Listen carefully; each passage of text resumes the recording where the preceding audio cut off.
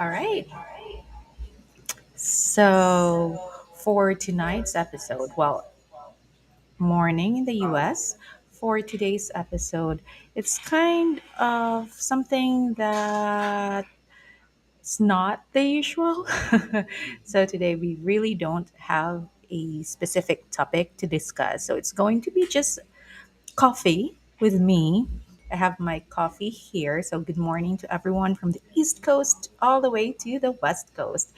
And for the day, it's just coffee with the CEO of OceanClick Virtual Solutions. Of course, that's me.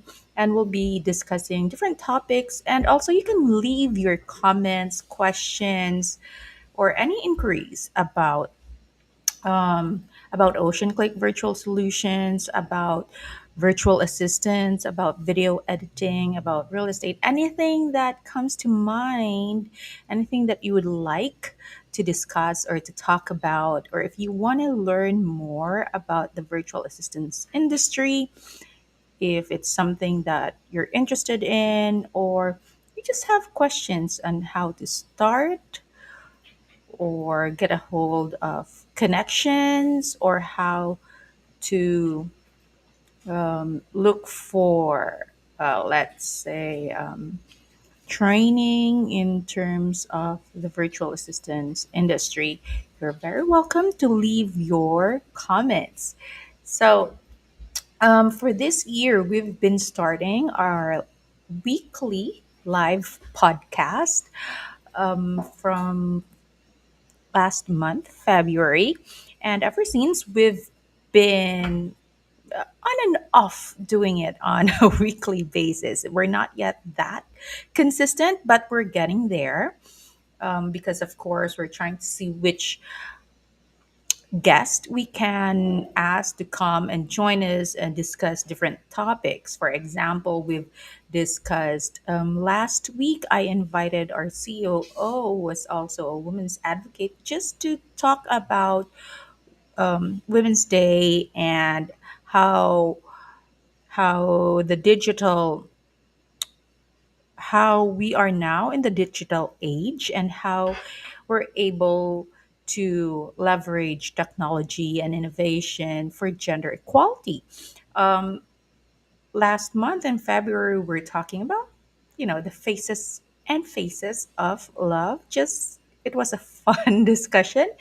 And then we've also discussed about what the real estate industry in the US, where it's at right now or where it's heading in 2023.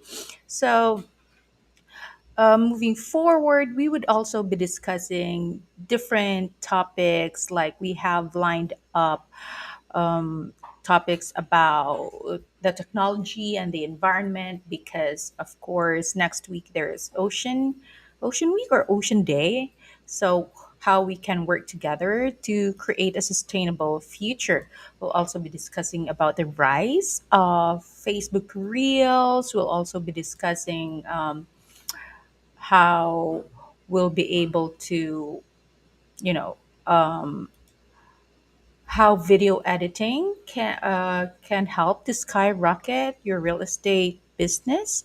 And we'll also discuss how virtual assistant companies, what it can do for you instead of going forth with freelancers, or how, or the kind of like what's the beginner's guide to YouTube marketing, especially for real estate agents. So, those are just some of the topics that we'll be discussing in the coming weeks.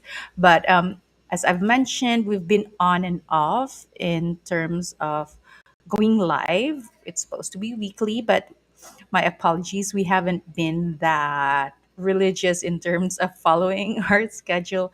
And there's a reason for this actually. So, just okay, this is going to be story time for me. So those who know me and my Facebook friends know that I've actually recently announced this last year that I mean this year, because last year I was actually diagnosed with cervical cancer stage 3C. So it was a very surprising news because I didn't know that we had that in our family. I didn't know anyone either in my mother's side or father's side that had that in our genes. So for me, that was very surprising when I was diagnosed with that. So we went through all the process. Unfortunately, in the city that where I'm at, we don't have a cancer center. So I had to go to another island, to another city, a bigger city, to meet with an oncologist. That, for those who don't know, that's a doctor that for cancer, basically, that specializes in cancer. So we met with the head of the oncology department in that city. And so, yeah, that was the diagnosis, but it wasn't really diagnosed as that immediately. So the process was quite long.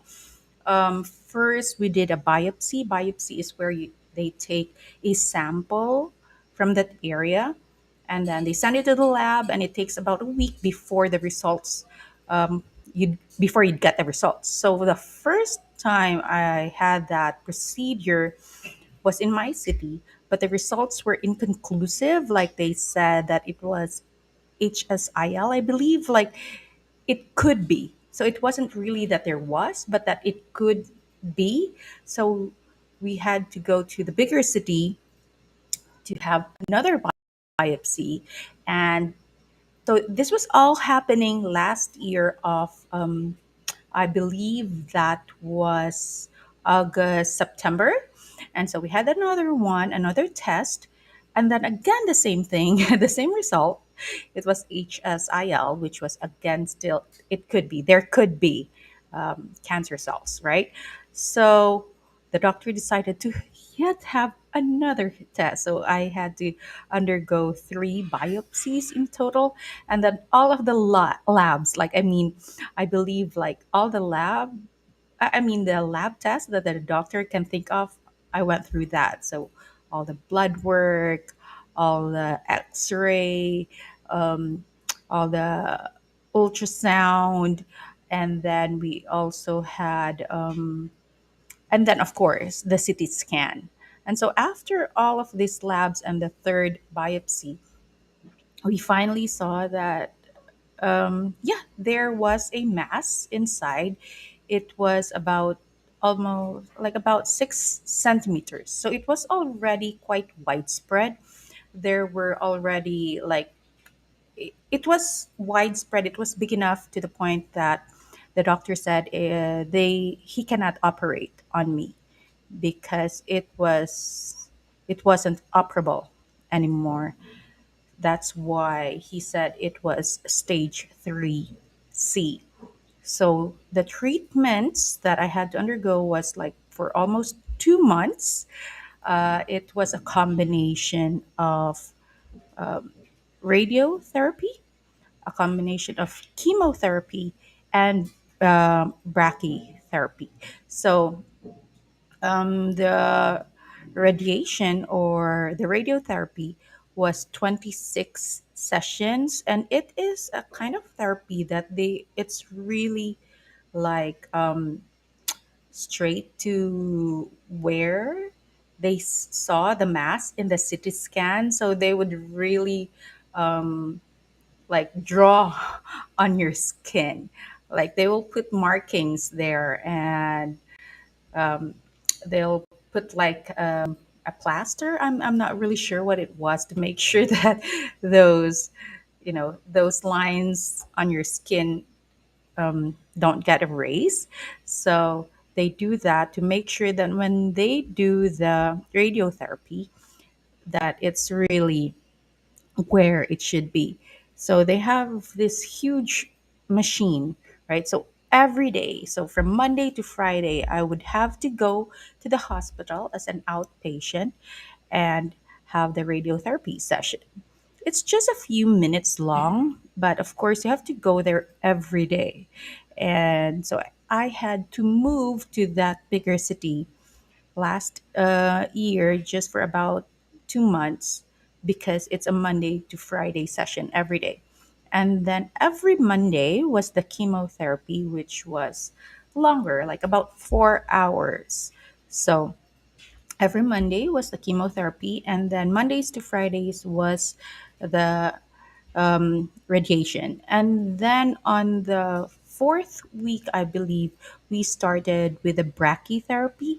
That is radiation, which is inside the body. So I had to be put in anesthesia. They had to give me anesthesia, so I had to, like, I was asleep during the procedure, so it wasn't painful. But when I woke up for the first session, half of my body was numb, so I couldn't feel my legs, I couldn't feel my feet. I can't move my lower body, so it was a very strange experience. That was the first time that I've ever experienced that. But then also with the chemotherapy, they needed my blood to be from 12 to 15. So every week I have to have a blood test, CBC. They had to make sure that my red blood cells were between 12 to 15.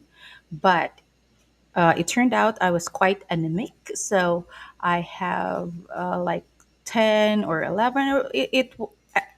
I failed the blood test. I'm sorry.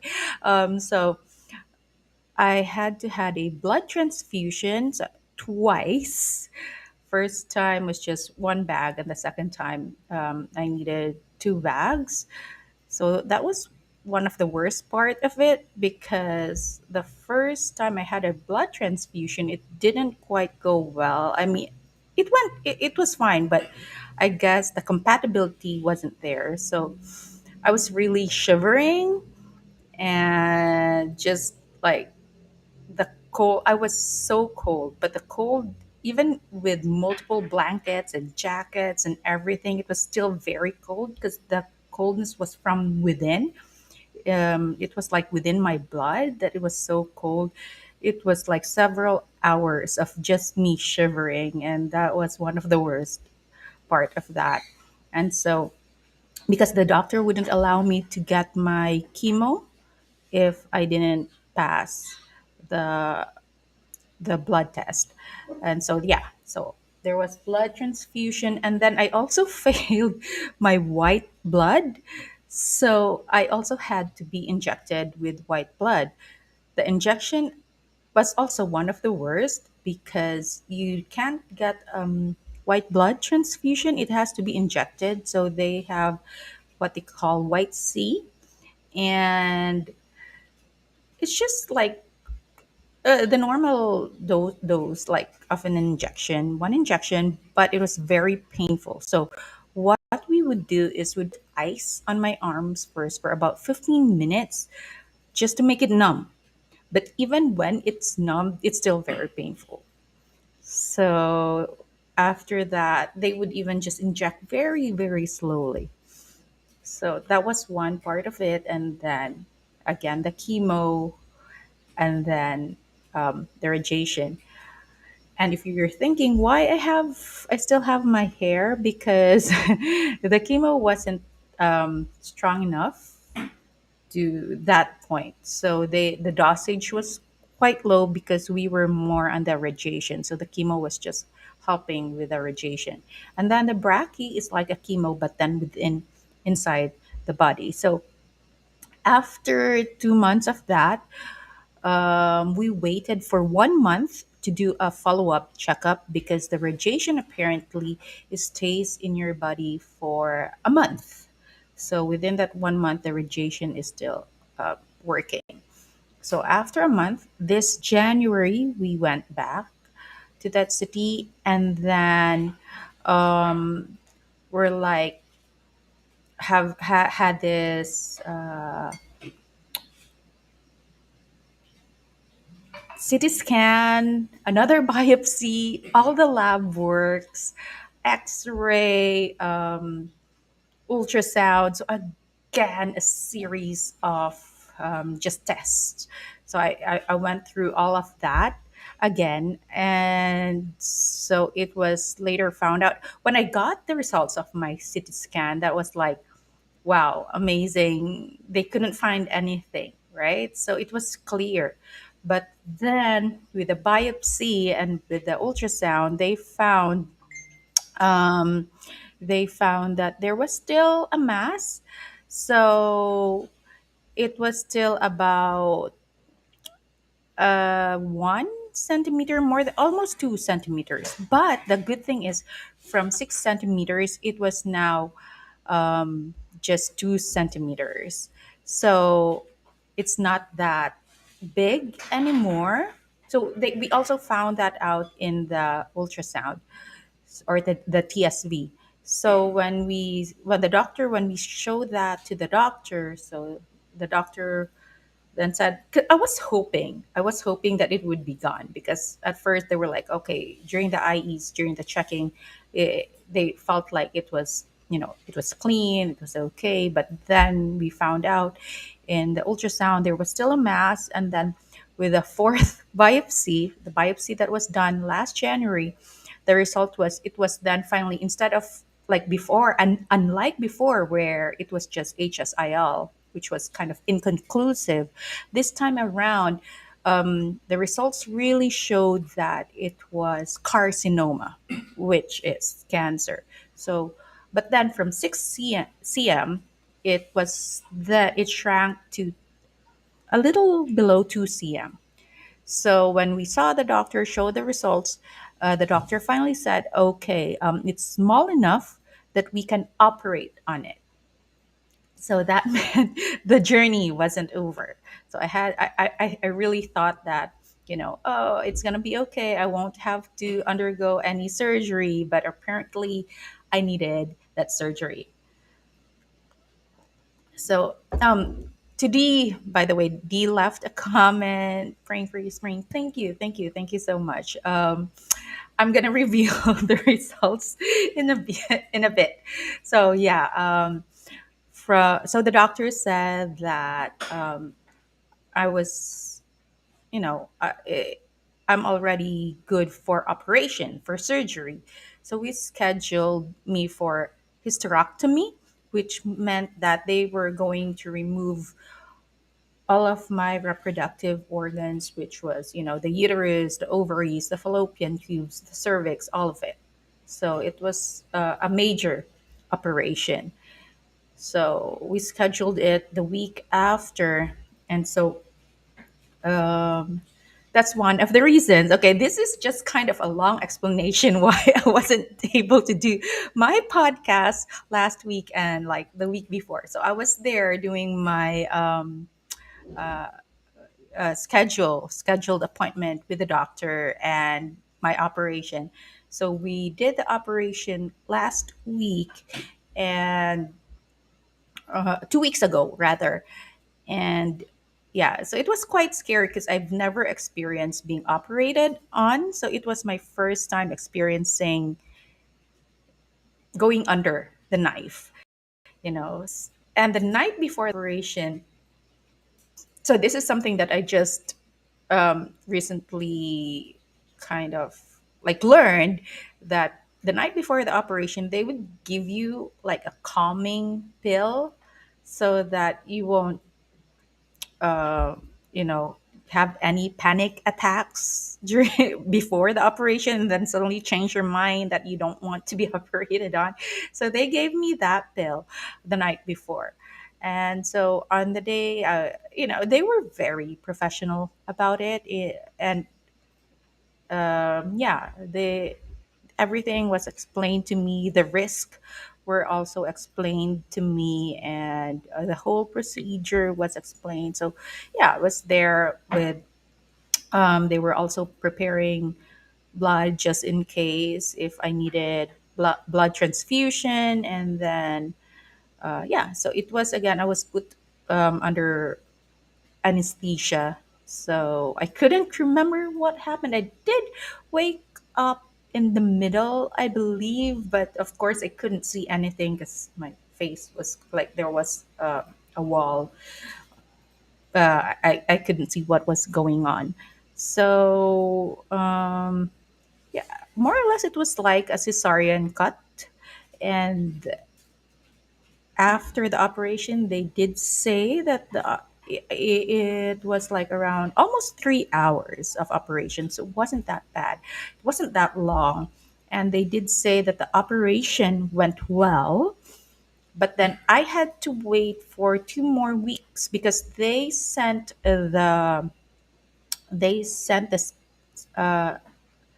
specimen, I guess, for another biopsy. So fifth biopsy, just to make sure, just to check if if there was still anything that could be wrong, because the doctor did say there was some parts that he wasn't so sure because it was a bit tough to cut at some parts.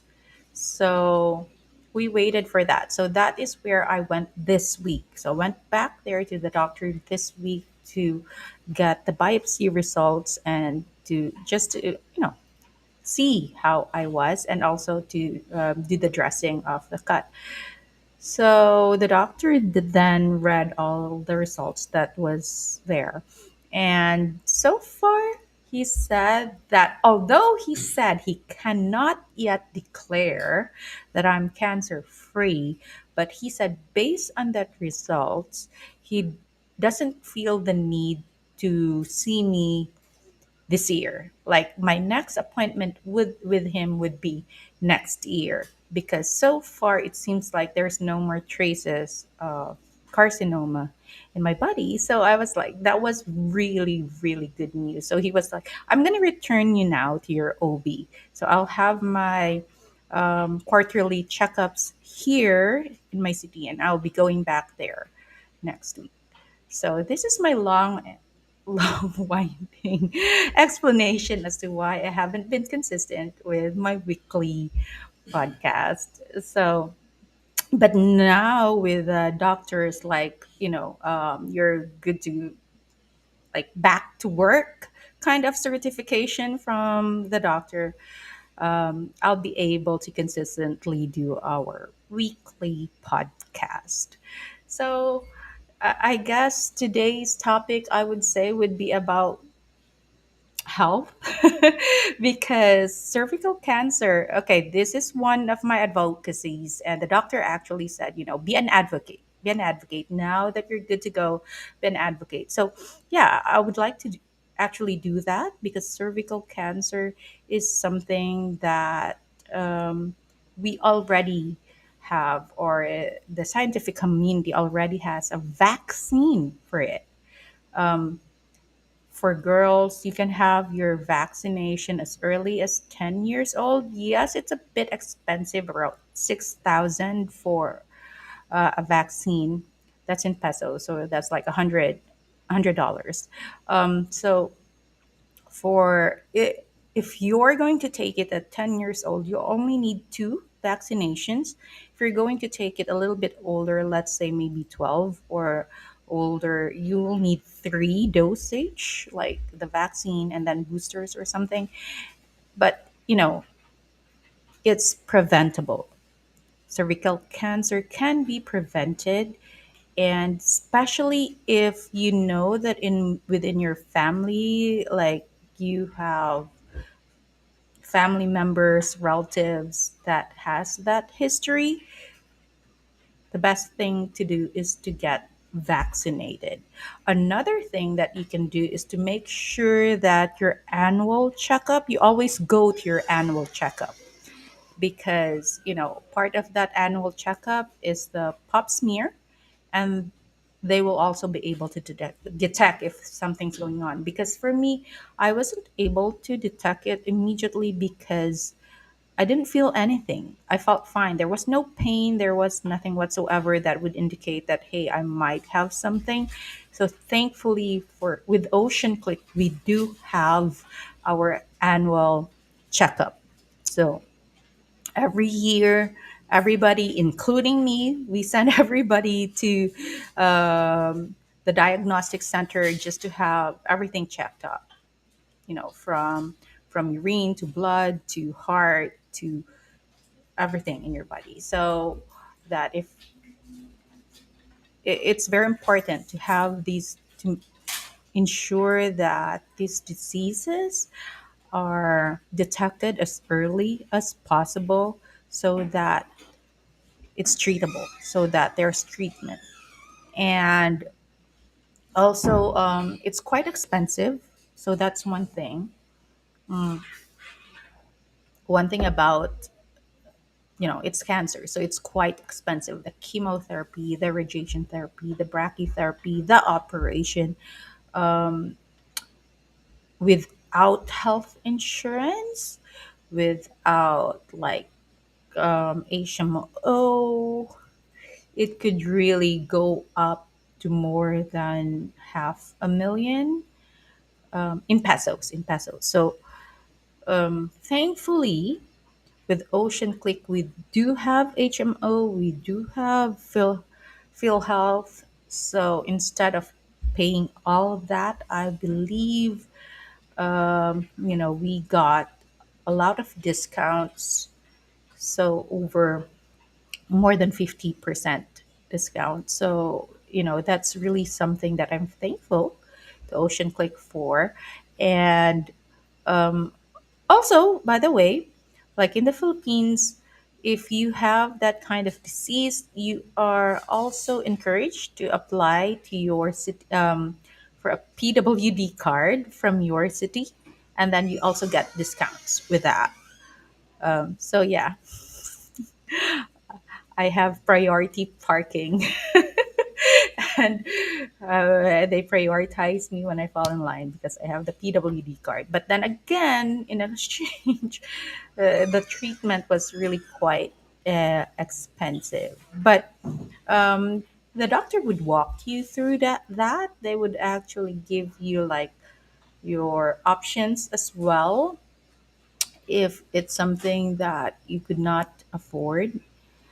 But as I've said, because I had healthcare, I had HMO, I have PhilHealth, we were able to really avail of all the treatment plans. So everything that the doctor said that I should go through as part of the treatment plan, I was able to go through.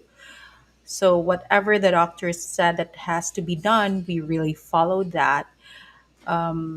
Because again, as I've said, we had really good healthcare plan here in OceanClick.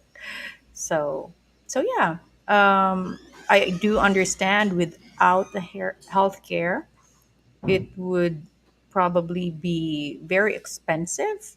And now I'm understanding why some people would opt to just do the alternative medicine, or maybe some people would say I'll just opt for chemo, or some people would say I'll just do radiation without the chemo, or some people would just decide not to get any treatment at all because it is an expensive treatment because it's an expensive disease.